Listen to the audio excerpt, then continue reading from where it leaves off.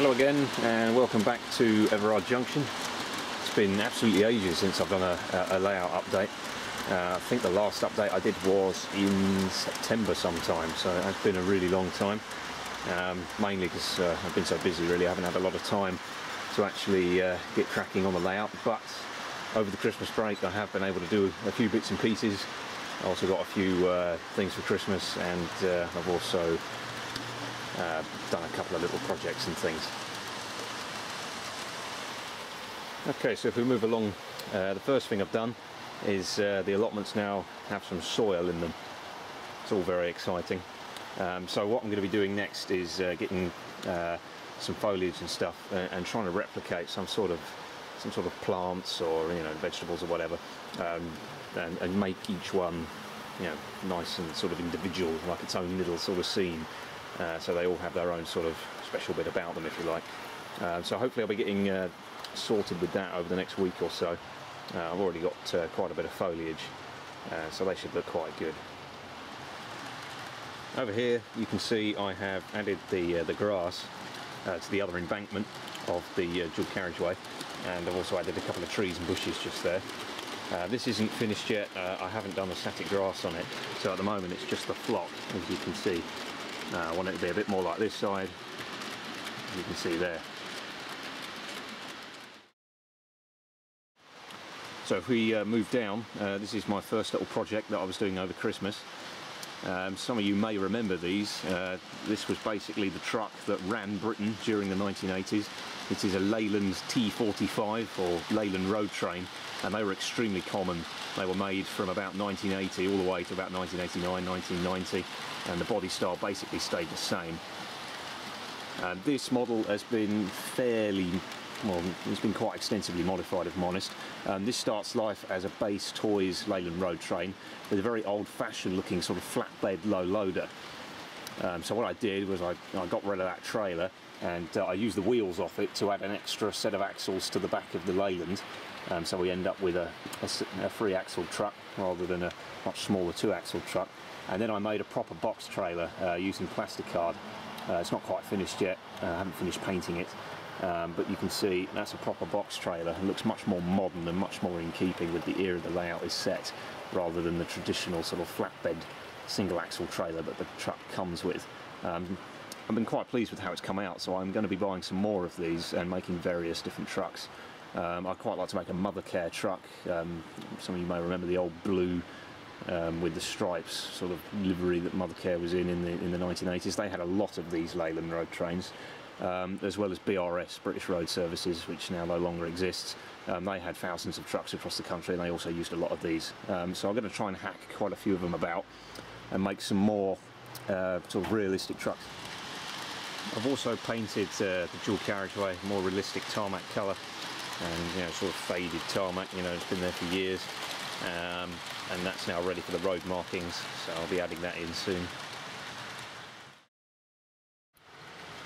Moving over to the signal box, you can see there's a few bushes and bits and pieces that have been added.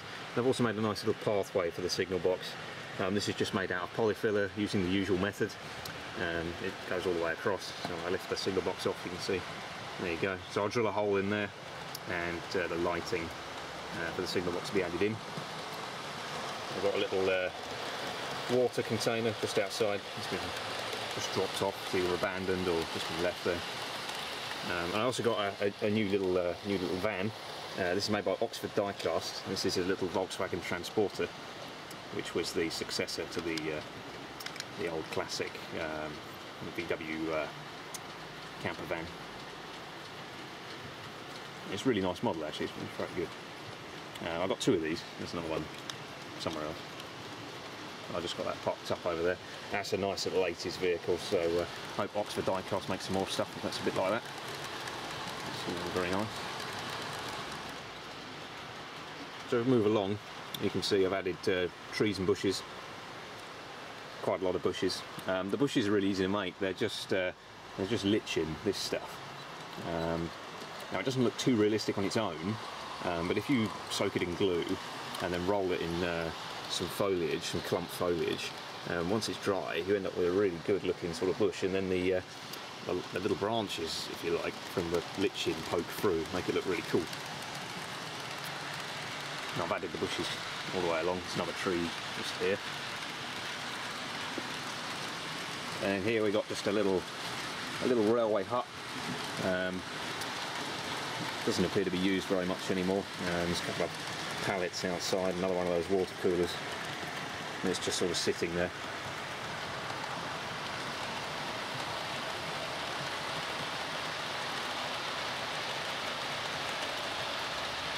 I've added in the static grass as well. I've changed grasses actually. I'm now using Woodland Scenics static grass. Some of the stuff I got for Christmas I got that little lot. That one over there. And I'm using the Woodland Scenic static grass now. It's a little bit shorter, but I find the medium green is a bit of a nicer colour. So what I've done is I've mixed it with the longer fibres that I had left over from my sulphur static grass. It comes out really good. So I've got a nice definition of grasses in here. Got some branches as well, fallen off the trees. There's another one over there, still drying. We've also got some sleepers and bits of rail at the side of the line. And that's just, you know, you quite often see that if there's work that's going to be done to the line, or if work has recently been completed but they haven't finished clearing it up yet. I've added those all the way along.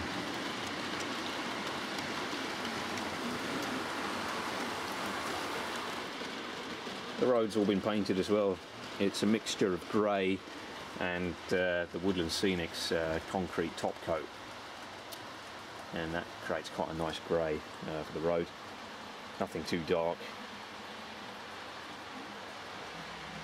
Some more trees have appeared over here as well, as have the bushes, which now runs all the way up to the TMD. We've got some little bits of little accessories here.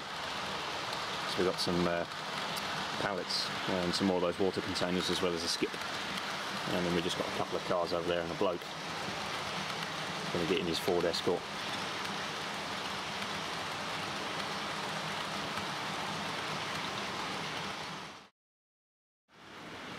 So if we move across, I've been doing a lot of work on this TMD recently.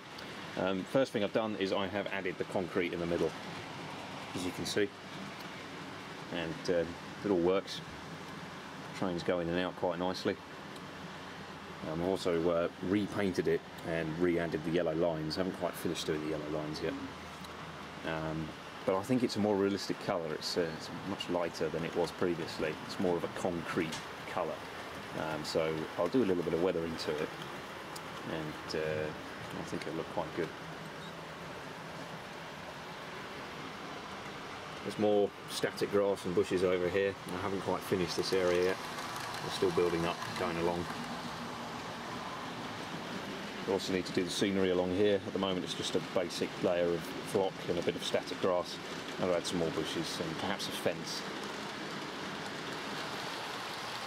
I've also picked up some lighting from Kites Lights. I see these guys all the time at exhibitions, and I always mean to get some of their lights because they look really good, but I never actually get around to it. So I finally ordered some. We've got some normal street lights. I've got some out of the box over here. Some traditional street lights. They come with a little stand at the bottom so you can set the height. I've got some double lights for the motorway. So what we'll have, we'll go over here. These lights will be along the middle like that, and then the single lights will be at either edge. I think that'll look quite good. Got some Bachmann Scenecraft accessories as well. That's the pallets and stuff as well. Bachmann Scenecraft. That's what you've seen littered around over the layout. I've also got these platform lights, these double bulb platform lights. They look quite good. They'll just, you know, they'll pop in the centres of the platforms like that. I need to paint them up first at the moment because they look a little bit bland. So I'll network southeast them, I think. Got quite a few of those. That look quite good on the platform and light it all up. I've also got a few more vehicles. I've got a little VW Transporter minibus or camper van. quite funky, quite cool. I've also got the new Oxford diecast Jaguar XJS. Again, that's really nice. They're bringing out a few more cars as well that are the right era. Stuff like the Morris Marina and the Austin Princess. So I'll certainly be getting some of those as well. Also, although you can't see it, I've also completed all the coach lighting for these 5 intercity coaches. They're all done, and you can just about see them now from this angle glowing. So they're all done. So what I'm doing now, when some more LEDs arrive, is I'm doing the 5 Network Southeast Mark 1s with the lighting, and then I'll move on to doing some of the Mark 2s. I've also got some people. There's a pack of 100 people in there to populate the layout. I generally don't have many people. Reason for that is they're so expensive. It's like 6 people or something. It's like, you know, £7. But this bag was about 20 quid from Kite Slides. I think it was about 20 quid. Now for 100 people, that's pretty good value. So I went straight for that because the station needs to be filled with passengers. So I'm probably going to put almost all 100 of them on the platform itself, and so have a nice crowd of people waiting for trains. Over here on the TMD, doing a fair bit of work. The retaining wall has gone. It is coming back. I needed to do a little bit of repair work on it and make it a little bit longer at the end. So that's downstairs. I'm just working on that, so that will come back up and glue that in place. I need to clean up the track a little bit and tidy up some of the weathering. I've added in some of these fuel tanks.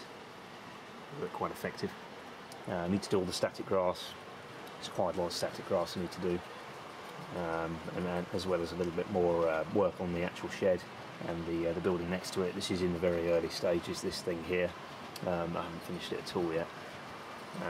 And after several months of being sat up here doing nothing, my engine shed door still works, which is good.